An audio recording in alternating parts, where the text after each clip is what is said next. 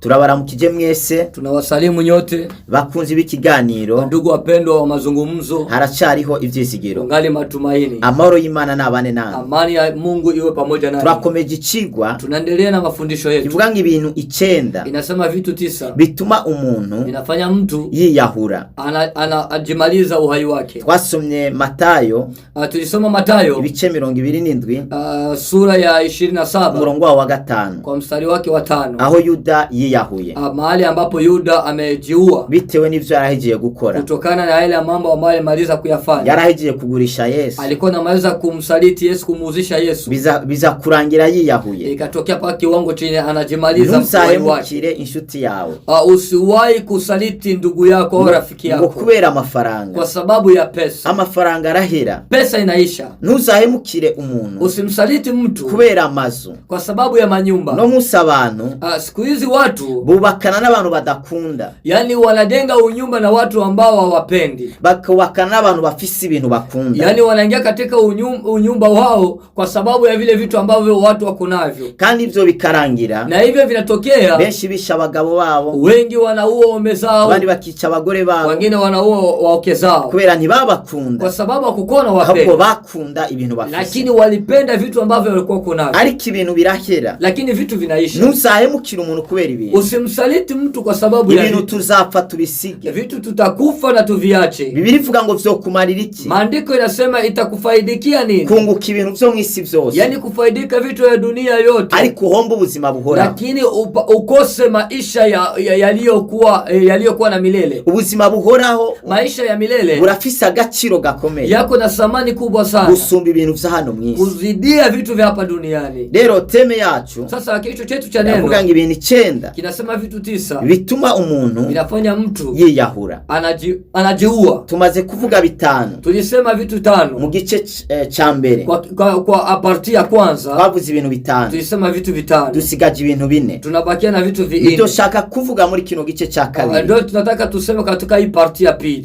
Ica gatandatu rero, sasa kitu cha 6 nukutiha agaciro ubwawe, yani ni kukosa kujipatia samani upande wako. Ngiye utiha agaciro, wakati ujipatia samani, nta muntu azoguha agaciro, hakuna mtu atakupatia samani. Nutiyemera, kama ujiamini, nta muntu azokwemera, hakuna mtu atakuaminia. Ibikorwa vyawe, kazi zako, nutabiha agaciro, kama uvipatia samani, nta wundi azobiha agaciro, hakuna mtu atavipatia samani. Umubiri wawe, mwili wako, nutawuha agaciro, kama upatie samani, nta muntu azowuha agaciro, hakuna mtu wote atakupatia samani. Agaciro umubiri wawe. Sasa samani ya mwili wako, agaciro umubiri wawe, patia samani mwili wako, agaciro ubuzima bwawe, patia samani maisha yako. Umenye neza, ujua kwamba kubuzima bwawe, kwamba maisha yako atari wewe wabuzanye hano ku isi, haiko wewe umeleta maisha yako hapa duniani, ntabwo ari n'umuvyeyi wawe yabuzanye hano, haiko hata mzazi wako alileta hapa duniani, nta muntu numwe yakuzanye hano mu isi, hakuna mtu wote amekuleta hapa duniani kugira ngo ubeho, kusema uishi, nta ruhara wabigizemo, hakuna hata kitu kimoja ulikuwa ndani, nta na kimwe wakoze, hakuna kitu ulifanya kugira ngo bashe kubaho ili upate kuishi. Rero shuti yanje, sasa ndugu yangu, ntihagire ikintu na kimukora, pasiko hata kitu kimoja utatumika kugira ngo uve muri inosi, ili upate kutoka katika dunia hii. Ahubwo wewe, lakini wewe uriyo kubwa umugambi w'Imana, uko katika dunia hii kwa sababu ya mapenzi ya Mungu. Hari ikintu Imana yagushiriyeho, kuna kitu Mungu alikufanya uwe hapa duniani, hari ikintu Imana yagushiriyeho gukora, kuna kitu ambacho Mungu alikuwekea ufanye. Rero ntukore ibintu wewe wiyumvira, sasa usitumiki vitu ambavyo wewe unafikiria, ariko urakwiye gukora ibintu bimatanye n'ivyo Imana yaguteguriye, lakini unapasha kutumika vitu ambavyo vinashikamana na vitu ambavyo Mungu alikuumbia. Ntabwo uriyo kugihamana, au hapa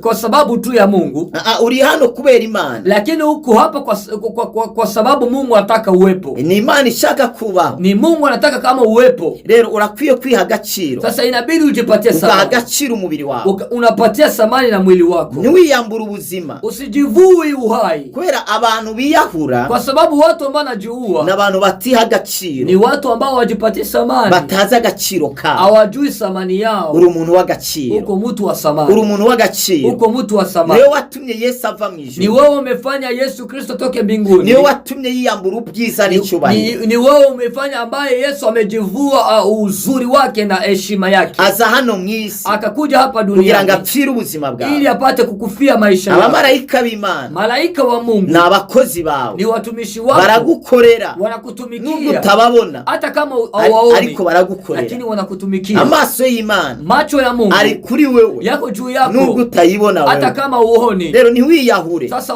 usijiue, ntiwiha agaciro, jipatie samani. nubwo abantu bataguha agaciro, Hata kama watu hawakupatie samani, ariko we ntiwiha agaciro. lakini wewe jipatie samani. Ntiwihemukire, usijisaliti, ntiwihe sumu, usijipatie sumu, ntiwihe uburozi, usijipatie uchawi, kubera wabuze kirya na kiriya. eti kwa sababu ulikosa hiki na kile. Ibintu birarondegwa, Vitu vinatafutwa, ibintu ni Imana ibitanga. vitu ni Mungu anavipeana. Ntiwiyahure kubera amadeni, Usijiue kwa sababu ya madeni. Imana yacu irishura Mungu amadeni. anajibia madeni. Ntiwiyahure kubera ibibazo urimwo, Usijiue kwa sababu ya matatizo humo ndani. ivyo bibazo bizarangira, Hayo matatizo yatakwisha. Imana ishimye cyane. Amena. Igihe kimwe Siku moja Paulo na Sila Paulo na Sila bari muri gereza, walikuwa katika gereza, babakubise, walipigwa, babafunze walifungwa minyororo. Paulo na Sila basenga Imana, wakaomba Mungu. bamaze gusenga Imana, Baada ya kuomba Mungu, birivuga ngo iminyororo, andiko kasema minyororo ibaboshira cagagurika, ikakatika mara pili. ibintu bikoshe bicagagurika, acha vitu ambavyo vinakufunga vikatike katika jina la Yesu. Mazi imiryango ngikiruguruka, eti milango ikafunguka, imfungwa zirasohoka, wale ambao walikuwa nafungwa wote wakatoka nje, na Paulo na Sila, hata Paulo na Sila nabo barasohoka, wote wakatoka nje, ariko baguma ngaho, lakini wakabaki pale pale. Umurinzi w'ibohero, sasa ule mlinzi wa gereza abonye ibibaye, akaona yale ambayo yametokea, aravuga ati baranyica, akasema kwamba watakuja kuniua, kubera ntibaza kuvyumva, kwa sababu hawataelewa ukungena imiryango yugurutse, yisi milango imefunguka, ukungena iminyororo ibaboshe yacagaguritse, yisi minyororo ambayo ilikuwa inawafunga imekatika katika, ntiyabitahura, hakutambua hicho kitu. Niyo mpamvu yafashe imbugita, ndio maana alichukua kisu agira yiyice, alitamani kujiua Paulo na Sila, lakini Paulo na Sila, Paulo aramubwira, Paulo akamwambia ati ntiwiyice, akamwambia usijiue, ntiwiyahure, usijimalize, turi ngaha, sisi tuko hapa. niba ushaka gusubira kudufunga, hata kama unatamani kuturudisha kutufunga gerezani, turi ngaha, sisi tuko tayari. agira ubwoba bwinshi, akasikia oga sana ule mlinzi, aravuga ngo nakora iki, akasema mimi nitafanya nini kugira ngo simfe, ili nisifariki. baramubwira ngo izera, wakamwambia ati amini umwami wacu Yesu, we amini Bwana wetu Yesu Kristo, urakira wewe, utapata kuponya ndetse n'umuryango wawe, na katika familia acha yako. batwara mushira, akawapeleka nyumbani, ngaca arabakanda, ati akaanza kuwakanda kuwafanyia massage. ngarangije, baada ya kumaliza yizera Yesu n'umuryango we, akaamini Yesu na familia yake, acharakizwa, akapata ukovu, kandi yagomba kwiyahura. tena alikuwa ataka kujiua. Niwiyahure, usijiue kubera ibintu byabaye nabi, kwa sababu vitu vimekuwa vibaya. Hapana, niwiha agaciro, wewe jipatie samahani, uko mtu wa samahani. Imana iragukunda cyane, Mungu anakupenda sana, Imana yaremye byose, Mungu ameumba yote, ibigira biguhereza, vyote atavikupatia, nubwo udafise amafaranga. hata kama una pesa. Hari abantu, kuna watu bayafise babuza amahoro, wako na pesa lakini hawana amani. Ayo mahoro ufise, sasa hiyo amani uko nabwo nayo, n'ubutunzi, aipeane na utajiri. ayo mahoro ufise, hiyo amani uko nayo, nabwo n'ubutunzi, ayo mahoro ufise, hiyo amani uko nayo, nabwo n'ubutunzi, hiyo amani uko nayo na yenyewe ni utajiri, ni ubutunzi bukomeye cyane, utajiri ambao ni mkubwa sana. Cha karindwi, kitu cha 7, kwivanga mu byo utagezwe, yani kujichanga mu vitu ambavyo au kutarajia, kwivanga mu bintu, kujichanga mu vitu bitari kwawe, yani vitu haviko vyako, kwishira mu bintu, yani kujiweka mu vitu utazi ntango yavyo, au ujui mwanzo wavyo, utazi ni herezo ryavyo, na ujui mwisho wavyo. Byo birashobora gutuma, na hiyo inaweza fanya umuntu yiyahura, mtu anajiua. hari abantu benshi, kuna watu wengi baryamanye n'abantu, wamezini na watu batazi, hawajui, babanduza indwara, sasa wakawaletea ugonjwa, bibananira kwihangana, sasa ikatokea wanashindwa kuvumilia, birangira biyambuye ubuzima mpaka wakajiua. Abandi nabo, wengine nao bashize imitahe, wengine wameweka katika mitahe yao, bafashe amafaranga, walichukua pesa, basabye deni, walichukua deni, cyangwa bafashe mwishirahamwe, au walichukua deni katika shirahamwe, cyangwa bafashe muri banki, au walichukua deni katika banki, bakayajana muri business, wanapeleka katika biashara, ariko business batarabye neza. Sasa hiyo business hawakuichunguza vizuri, bikarangira, yani ikatokea hiyo business homvye, hiyo business inahomba, umuntu agacatakaza ivyizigiro. Sasa mtu anapoteza ile matumaini, zobaho gute, anaanza kusema nitaishira rya deni gute, sasa nitalipa ile deni yake, akiyumvira guhunga, yeye anaanza kufikiria kukimbia, mnavyo akabona nibishoboka, sasa anaanza kukimbia, napo haiwezekani, bicabirangira uwo muntu yiyambuye ubuzima. Sasa inatokea hiyo mtu anajiua, anajimaliza katika abandi bakagenda muri fiançailles, wengine wanaingia katika mapenzi mu bantu bataribo, watu ambao sio leo, bikarangira babahemukiye. Sasa inatokea wale watu wanawasaliti, bikarangira biyambuye ubuzima, inatokea paka wakati wanajivua uhai. Reka kwivanga mu bintu bitari kwawe, acha kujichanga mu vitu ambavyo si vyako, reka kwivanga mu bintu utazi, acha kujichanga mu vitu ambavyo hujui, bizorangira utakaje ubuzima. Itatokea paka wakati unajimaliza uhai wako. Kitu cha 8 nubuhemu, ni uguhemuka, ni kusaliti. Ubuhemu, kusaliti, guhemuka, kusaliti birashobora gutuma umuntu yiyahura, inaweza fanya mtu anajimaliza uhai. Ikicho cyatumye Yuda yiyahura, ndio kilifanya Yuda akajimaliza uhai wake. Ni kubera Yuda yahemukiye Yesu, ni kwa sababu Yuda alimsaliti Yesu. Reka guhemukira umugabo wawe, acha kusaliti mume wako. Reka guhemukira umugore wawe, acha kusaliti mke wako. Reka guhemukira fiance wawe, acha kusaliti sheri wako. Reka guhemukira umuryango wawe, acha kusaliti familia yako. Reka guhemukira inshuti zawe, acha kusaliti ndugu yako, yako, kwa sababu ya vitu hapa duniani. Ubuhemu, sasa usaliti bitugatumye abantu benshi biyambura ubuzima, ilifanya watu wengi wakajivua uhai. Hariho guhemukira uwundi muntu, kuna kusaliti mwingine mtu, cyanye guhemukirwa nawe, au kusalitiwa mwenyewe binafsi. Iyo rero wewe wahemukiwe, sasa wakati wewe unasalitiwa, irashobora kukunanira kwakira, inaweza kukuzidia hata kupokea. Hari umukobwa umwe, sasa kuna binti umoja, umuhungu bariko barategurana Maria, mwanaume mmoja walikuwa wako wanaenda pamoja harusi, yamaze gutanga n'inkwano, alikuwa shapana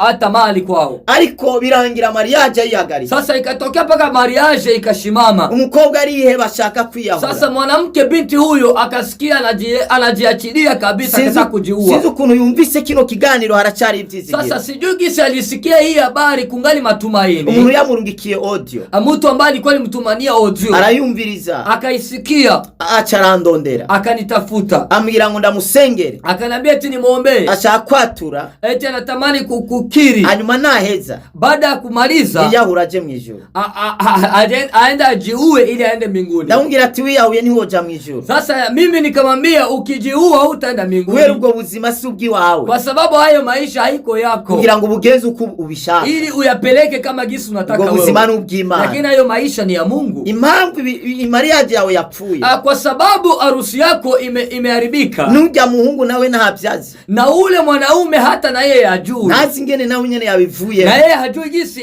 ameyatoka ndani, ariko Imana yakingiye ubuzima bwawe, lakini Mungu amelinda maisha yako. Nangura kumubwira ivyo muri uwo muryango, nikaanza kumwambia habari ya familia yake, amasi wacaruguruka, macho yake akafunguka. Ndamubwira ivyo uwo muhungu wariwe, nikamwambia huyo mwanaume gisi alivyo, Imana iramumishurira neza, Mungu akamunifunulia vizuri. Umukobwa atangira kurira, huyo binti akaanza kulia. Ndamubwira ati umuhungu kandi, nikamwambia tena huyo mwanaume yarafise n'indwara idakira, alikuwa na ugonjwa usiopona. Rero Imana yakurokoye, sasa Mungu amekulinda, Imana yakurokoye, Mungu amekuokoa. Kandi uno munsi tena leo uraza kwakira telefone, utakuwa kupokea simu, ikubwira tujya muhungu, ikuja kukwambia habari ya ule mwanaume. Ubwo wobuzi amateka yiwe, je, unajua habari zake? Hari umuntu aza kubikubwira, kuna mtu atakuja kuyakwambia, kandi ntabwo ari kugira ngo yice mariage yawe. Tena huyo mtu sio hata yakwambia juu ya kuua mariage yako, ashaka kugira gusa amenye ko bubizi basi, lakini